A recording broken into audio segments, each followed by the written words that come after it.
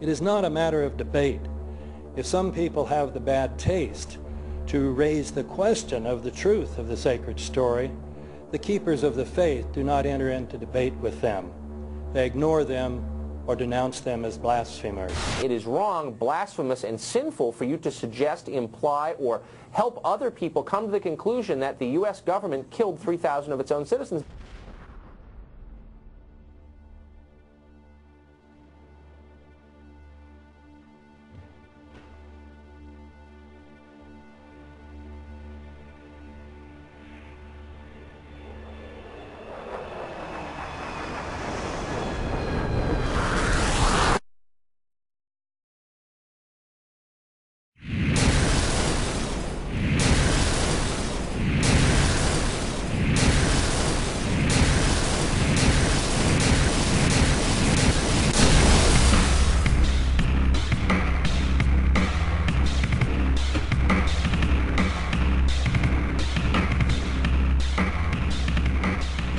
As if a demolition team set off when you see the old demolitions of these old buildings. It looks like one of those scenes of an old building being purposely dynamited and blown up. Anybody who's ever watched a building being demolished on purpose knows that if you're going to do this, you have to get at the under-infrastructure of a building and bring it down. The way the structure is collapsing, this was the result of something that was planned. It's not accidental that the first tower just happened to collapse and then the second tower just happened to collapse in exactly the same way.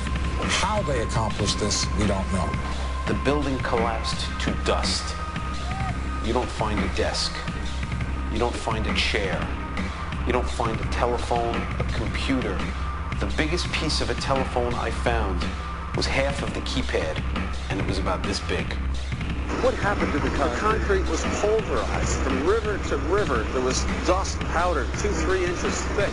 The concrete was just pulverized. In addition to those pictures we've all seen too much on television before, when a building was deliberately destroyed by well-placed dynamite to knock it down. If they had detonated, they were planned to take down a building. Boom, boom, boom, boom, boom. I heard a second explosion. There was a heavy-duty explosion. Then there was some secondary explosions and then the subsequent collapses. An explosion blew and it knocked everybody over. To me, it sounded like an explosion. It sounded like gunfire. Bang, bang, bang, bang, bang. And then all of a sudden, 3 big explosions. We heard a big explosion coming down. And then the entire top of the building just blew up. We saw some kind of explosion. By the force of the explosions. Big explosion. Blew it back into the 8th floor. Then we get to the lobby. This is a big explosion. The lobby looked as though a bomb had exploded there. A huge explosion now raining debris. It's been a huge explosion. Huge explosion that we all heard and felt. We just witnessed some kind of follow-up explosion. We heard a very loud blast explosion. The secondary explosion at Tower 1 camp. That is another bomb going off. He thinks that there were actually devices that were planted in the building. Planted in the building.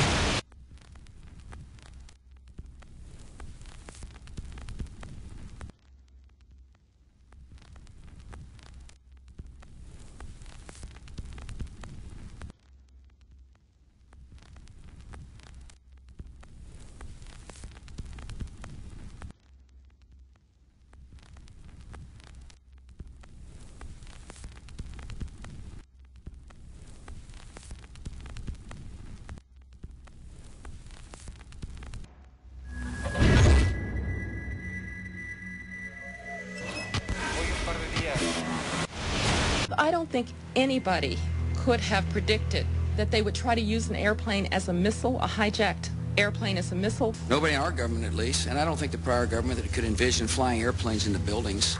No specific threat involving really domestic operation or involving what happened, obviously, the city's airliner and so. There were no warning signs that I'm aware of. USA Today reports that in the 2 years before the attacks on September the 11th, NORAD conducted exercises using hijacked airliners as weapons. And one target was the World Trade Center.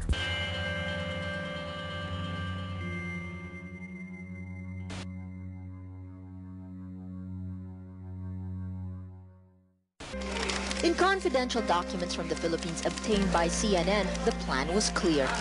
He will board any American commercial aircraft, control its cockpit, and dive it at the CIA headquarters. Other buildings targeted the Pentagon and the World Trade Center. Security in counterterrorism was blinking red, in the words of George Tenet, that the warnings of an imminent attack were so severe that something dramatic should have been done. It was unparalleled. Instead, our president went on a month-long vacation.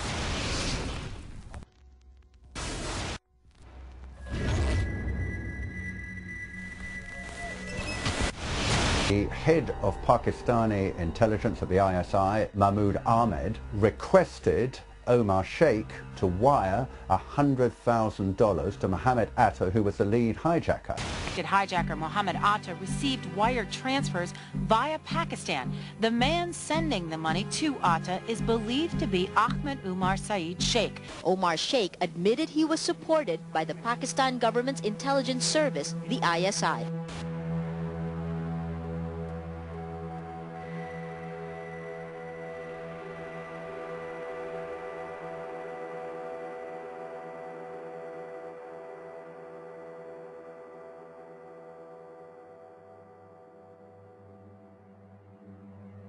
Although we are told that 4 or 5 of the alleged hijackers were on each of the flights. If so, their names should have been on the flight manifests. But the flight manifests that have been released contain neither the names of the alleged hijackers nor any Arab names whatsoever. We know that the men who were supposedly the hijackers had their houses, cars, credit cards paid for by the U.S. government. They were in truth agents. Evidence was also apparently planted. The passport of one of the hijackers on Flight 11 was allegedly found in the rubble. Goes through the fireball, through the side of the plane, and comes down the ground unscathed. But something happened.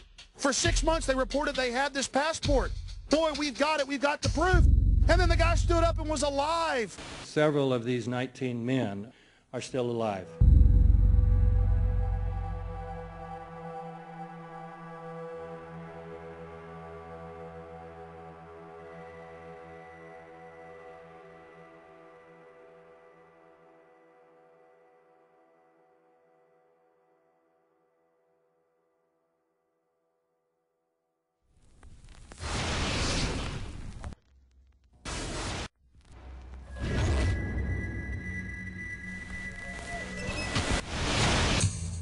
Of course we're after Saddam Hussein, bin Laden. He's January 2001, the Bush administration orders the FBI and intelligence agencies to back off investigations involving the bin Laden family, including 2 of Osama bin Laden's relatives, who were living, guess where, in Falls Church, Virginia, right next to CIA headquarters. When he was already America's most wanted criminal, he reportedly spent 2 weeks in the American hospital in Dubai, was treated by an American doctor, and visited by the local CIA agent. We have not seen one piece of evidence that links Osama bin Laden directly to the planning stages of September 11th. This failure to provide proof was later said to be unnecessary because bin Laden, in a video allegedly found in Afghanistan, admitted responsibility for the attacks. This confession is now widely cited as proof. But the man in this video has darker skin, fuller cheeks, and a broader nose than the Osama bin Laden of all other videos. We again seem to have planted evidence. In 1976, Osama's older brother Salim bin Laden hired a man in Texas by the name of Jim Bath to handle all the investments in the United States for the bin Laden family. Jim Bath also happens to be a personal, almost lifelong friend and former Air National Guard pilot with George W. Bush. The connections between the Bushes and the bin Ladens become much more clear when George Herbert Walker Bush made trips to Saudi Arabia in 1998 and 2000 to meet with the bin Laden family on behalf of a company called the Carlyle Group.